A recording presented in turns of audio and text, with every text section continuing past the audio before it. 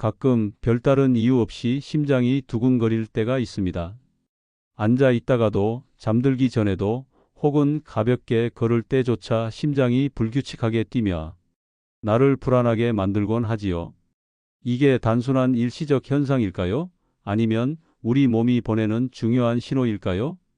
오늘 이야기를 끝까지 들어주신다면 심장이 두근거릴 때 어떤 의미가 있는지, 그리고 어떻게 대처해야 하는지 이해하실 수 있을 겁니다.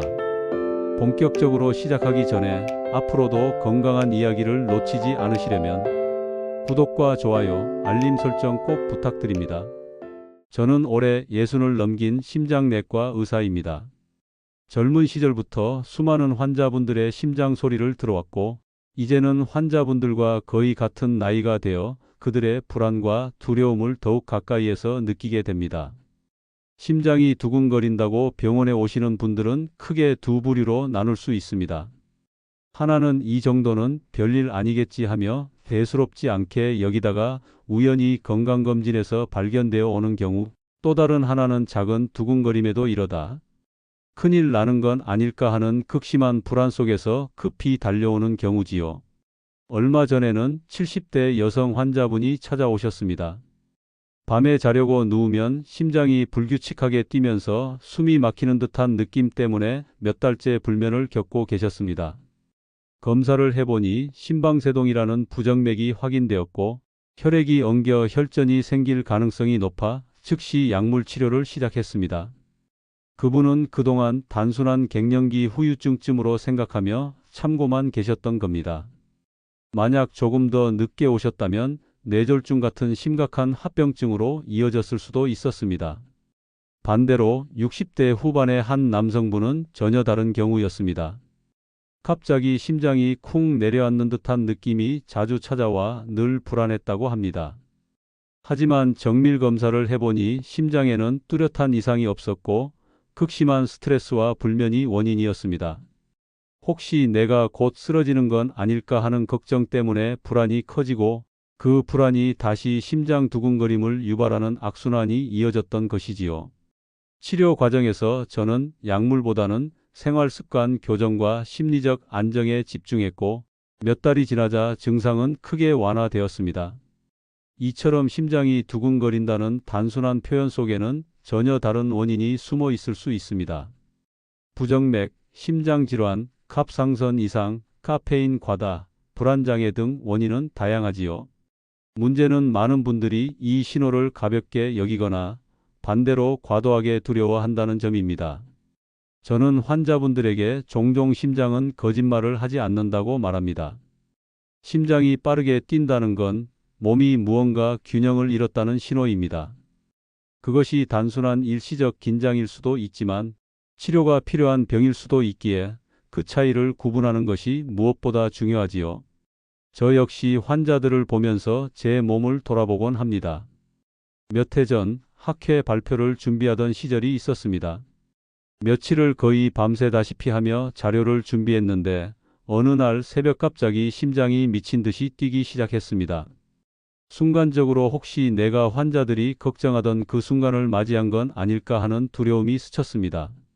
검사를 해보니 다행히 큰 문제는 아니었지만, 그때 저는 환자들이 호소하는 설명하기 힘든 두근거림의 무게를 비로소 이해하게 되었습니다. 심장이 두근거린다는 경험은 단순한 의학적 현상을 넘어 사람의 삶과 감정과도 밀접하게 연결되어 있습니다. 환자분들이 저에게 자주 하는 말 중 하나가 있습니다. 선생님, 그 순간이 제일 무섭습니다. 혹시 이대로 내가 끝나버리는 건 아닐까 하는 생각이 들어서요. 저는 그 말을 들을 때마다 마음이 아픕니다. 심장의 불규칙한 박동이 단순히 몸의 반응만이 아니라 죽음에 대한 본능적인 두려움까지 건드리기 때문입니다. 이런 두려움 때문에 많은 분들이 잘못된 대처를 하기도 합니다. 심장이 두근거릴 때마다 무작정 진정제를 찾거나 반대로 아무렇지 않다는 듯 버티기만 하는 것이지요. 하지만 중요한 건 그 두근거림이 어떤 맥락에서 나타나는가를 아는 겁니다. 걷다가, 혹은 잠들기 전, 혹은 특정한 음식을 먹은 뒤에 발생하는지, 증상이 1분도 채 안 가는지, 혹은 몇 시간씩 이어지는지, 이런 작은 단서들이 진단에 큰 도움이 됩니다. 실제로 어떤 환자분은 심장이 두근거린다고 하셨는데 정작 기록을 남겨보니 카페인을 과도하게 섭취한 날만 증상이 나타났습니다. 커피를 줄이고 수면 습관을 조정하자 바로 증상이 사라졌지요. 반대로 또 어떤 분은 가벼운 두근거림이라 생각하고 방치했다가 결국 협심증이 악화되어 응급실로 실려온 경우도 있었습니다. 결국 중요한 건 심장의 두근거림은 몸이 보내는 언어라는 사실입니다. 그 언어를 무시하지도 말고 과도하게 두려워하지도 말아야 합니다. 의사로서 제 역할은 그 언어를 정확히 해석해 드리고 환자분이 다시 안심할 수 있도록 돕는 것이겠지요. 심장이 두근거릴 때 반드시 확인해야 할 것들이 있습니다. 그 순간의 맥박, 숨찬 정도, 동반되는 가슴 통증, 어지럼증이나 실신 여부 같은 것들입니다. 이 작은 차이가 단순한 긴장과 위험한 질환을 가르는 기준이 되기도 합니다. 그래서 저는 환자분들께 항상 일기를 쓰듯 기록을 남기라고 권합니다. 그 기록 속에 병의 실체가 드러나는 경우가 많기 때문입니다. 심장이 두근거리는 순간은 누구나 경험할 수 있습니다. 하지만 그 안에 숨은 원인을 들여다보면 가볍게 넘길 수 없는 경우가 많습니다. 저는 환자분들께 늘 이렇게 말씀드립니다. 심장은 작은 변화를 통해 큰 위험을 미리 알려주는 기관입니다. 그 신호를 해석하는 것이 바로 우리 삶을 지켜내는 첫걸음이지요. 가장 대표적인 원인은 부정맥입니다. 심장이 규칙적으로 뛰어야 하는데 전기 신호가 어긋나면서 맥박이 불규칙해지는 것이지요. 특히 노년기에는 심방세동이라는 부정맥이 흔히 발생합니다. 심방세동은 단순히 두근거림으로 끝나는 것이 아니라 심장 안에서 혈액이 고여 혈전이 생기고 이 혈전이 뇌혈관으로 이동하면 뇌졸중으로 이어질 수 있습니다. 실제로 심방세동 환자의 뇌졸중 위험은 일반인의 5배 이상 높습니다. 저는 환자분들께 두근거림을 대수롭지 않게 넘기지 말라고 강조합니다. 심장이 불규칙하게 뛰고 가슴이 답답하거나 호흡이 가빠지며 피곤함이 함께 나타난다면 반드시 검사를 받아야 합니다. 다음으로 중요한 건 협심증과 심근경색 같은 관상동맥 질환입니다.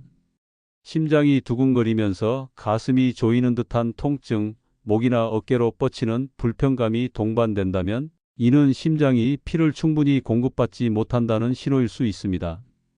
특히 계단을 오르거나 무거운 짐을 들 때 증상이 심해지고 쉬면 괜찮아진다면 협심증을 의심해야 합니다.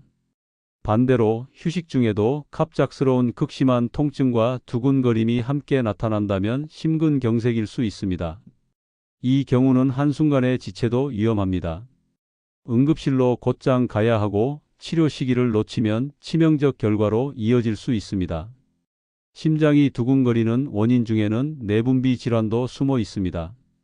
대표적인 것이 갑상선 기능 항진증입니다.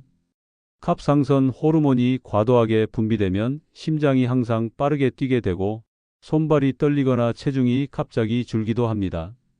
이런 경우 환자분들은 처음에 심장에 문제가 생겼다고 생각하지만 사실은 호르몬 불균형이 원인이지요. 또 빈혈도 심장을 두근거리게 만듭니다.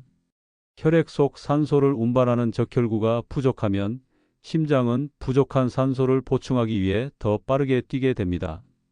특히 노년층에서 흔한 위장관 출혈이나 영양 불균형이 빈혈로 이어질 수 있습니다. 따라서 단순히 심장의 문제로만 생각할 것이 아니라 전신 건강 상태를 함께 점검해야 합니다. 생활 속 습관들도 두근거림을 키우는 원인이 됩니다.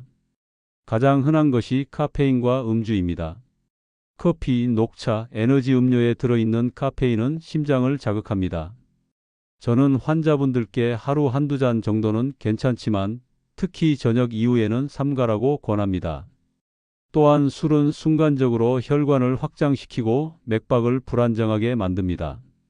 잔칫날 술을 많이 드신 다음 날 아침 심장이 쿵쾅거려서 무서웠다 하며 병원에 오는 분들이 적지 않습니다.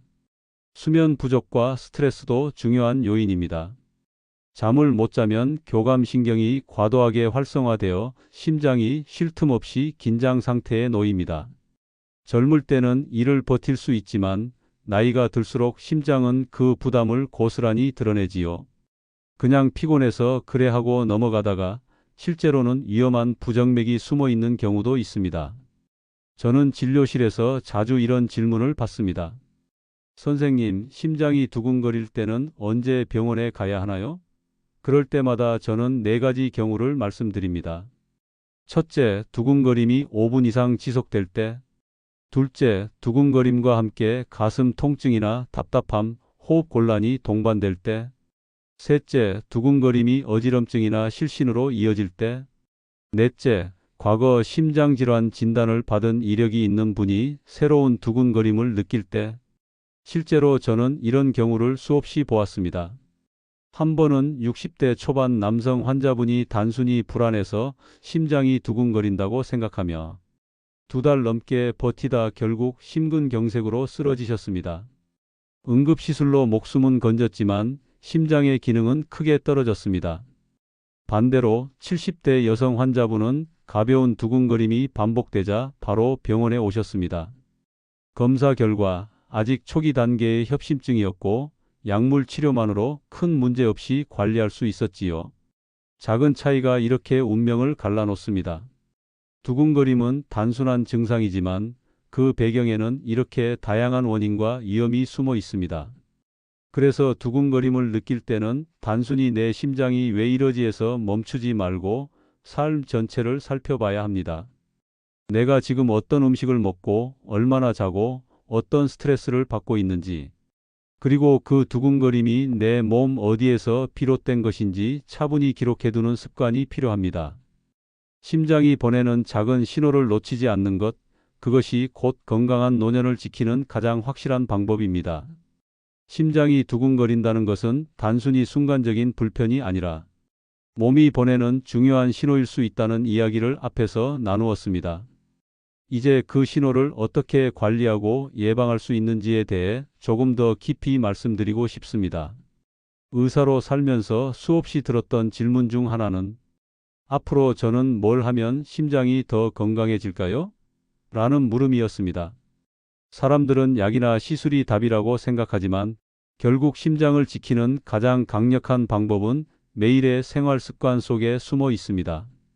운동을 예로 들어보겠습니다. 많은 분들이 심장이 두근거린다는 이유로 운동을 피합니다. 혹시 운동하다가 쓰러지는 건 아닐까 두려워서 몸을 움츠리게 되지요. 하지만 적절한 운동은 심장을 더 강하고 효율적으로 만듭니다. 제가 권하는 가장 좋은 방법은 매일 30분 정도의 걷기입니다. 대화를 나눌 수 있을 정도의 속도로 땀이 조금 맺힐 만큼만 걷는 것이지요. 실제로 70대 남성 환자 한 분은 늘 숨이 차고 두근거림이 있어 걷기를 포기했는데 하루 10분씩 시작해 점차 시간을 늘리자 2달 만에 30분을 걸을 수 있게 되었습니다. 그분은 이제는 약보다 걷기가 더 믿음직하다고 말씀하셨습니다. 무리한 달리기나 등산보다는 몸이 허용하는 범위 안에서 꾸준히 걷는 것이 심장을 지키는 가장 좋은 운동입니다. 음식 또한 심장 건강과 직결됩니다. 혈관이 좁아지고 딱딱해지면 심장은 더 강하게, 더 빠르게 뛰어야 합니다. 소금과 기름진 음식을 줄이고 채소와 과일, 생선과 통곡물을 늘리는 것만으로도 큰 변화가 찾아옵니다. 한 60대 여성 환자분은 인스턴트 음식을 즐겨 드시다 두근거림으로 병원을 찾으셨는데 혈압과 콜레스테롤이 모두 높게 나왔습니다. 제가 식단을 조절하도록 도와드렸고 나물과 생선을 중심으로 식사를 바꾼 지 반년 만에 혈압은 내려가고 두근거림도 사라졌습니다. 음식이 약이 된 대표적인 사례입니다. 저는 환자들에게 늘 소금은 반으로 채소는 2배로라는 말을 드립니다. 아주 단순하지만 실천하면 심장이 훨씬 편안해집니다. 수면과 스트레스 관리도 무시할 수 없습니다. 심장은 우리가 잠든 동안에도 쉬지 않고 뛰지만 그 속도를 늦추며 휴식을 취합니다. 그런데 잠이 부족하면 심장은 쉴 틈을 잃습니다. 은퇴 후에도 사업을 이어간 60대 남성 환자분은 밤마다 잠을 줄이며 일을 하다가 두근거림과 혈압 상승으로 병원을 찾았습니다. 제가 최소한 하루 6시간은 자도록 권했고 처음엔 잘 지키지 못했지만 차츰 규칙적으로 잠을 자자 두근거림이 줄고 마음이 한결 편안해졌습니다. 스트레스 역시 심장을 빠르게 뛰게 만드는 보이지 않는 적입니다. 화가 나거나 긴장할 때 심장이 두근거리는 경험은 누구나 하지만 이것이 반복되면 심장은 늘 과부하 상태가 됩니다. 가벼운 호흡 명상이나 조용한 산책 혹은 좋아하는 취미만으로도 심장은 충분한 안정을 되찾습니다. 저 역시 진료가 끝난 늦은 밤 가슴이 답답할 때면 조용히 앉아 숨을 고르곤 합니다. 그때 심장이 다시 차분해지는 것을 직접 느낄 수 있습니다. 이미 심장질환을 앓고 있는 분들에게는 꾸준한 약물 복용과 정기검진이 무엇보다 중요합니다. 증상이 좋아졌다고 약을 임의로 끊는 경우가 많은데 이는 매우 위험합니다. 심장질환은 겉으로 보이지 않는 순간에도 진행됩니다. 심전도와 심장 초음파 같은 검사는 병이 깊어지기 전에 위험을 알려줍니다. 저는 환자들에게 약을 안전벨트에 비유합니다. 안전벨트를 매고 운전하듯 약은 혹시 모를 사고에서 심장을 지켜줍니다. 불편하다며 풀어버리면 가장 필요한 순간에 보호받지 못하게 되지요. 담배와 술은 심장의 가장 큰 적입니다. 담배는 혈관을 좁히고 혈액을 끈적하게 만들어 혈전 위험을 높이고 술은 순간적으로 맥박을 불규칙하게 하며 고혈압과 심부전 위험을 키웁니다.